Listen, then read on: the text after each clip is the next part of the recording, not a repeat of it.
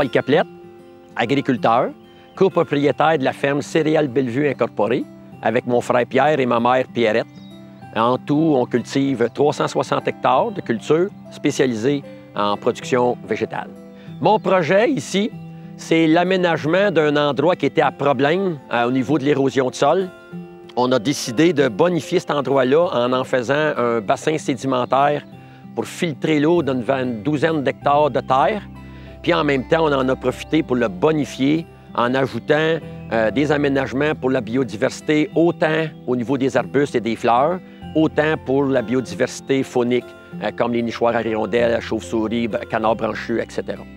Bien, notre projet est exceptionnel parce qu'on trouve différents volets qui sont importants au niveau environnemental, tant au niveau de la pureté de l'eau qu'on va faire dans cette installation-là, puis aussi tout le côté biodiversité, tant au niveau insectes, les oiseaux et la faune aussi environnante.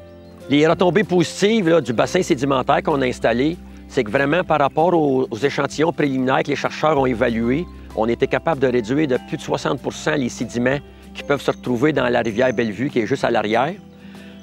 Énormément aussi moins de pertes d'éléments nutritifs et de pesticides vers l'eau, ce qui nous emmène vers une saine gestion de l'eau qui vient de nos champs, la filtrer avant de l'envoyer dans les ruisseaux naturels qu'on a autour de notre ferme.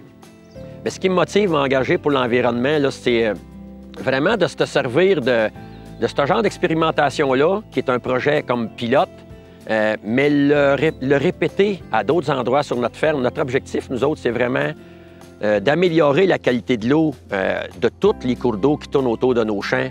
Bien, ce projet-là, il va contribuer à l'amélioration de l'agriculture durable, pas juste parce que c'est un projet isolé exceptionnel, jugé exceptionnel aujourd'hui, mais ça va servir de vitrine de vulgarisation aussi pour inspirer plusieurs autres agriculteurs à faire le même genre d'aménagement. L'objectif, c'est améliorer la qualité de l'eau, puis favoriser une biodiversité qui est dynamique autour de ces installations-là. Fait que comme agriculteurs, on relève le défi de nourrir nos gens, s'occuper de la qualité de l'eau, tout en préservant une biodiversité dynamique tout autour de nos fermes.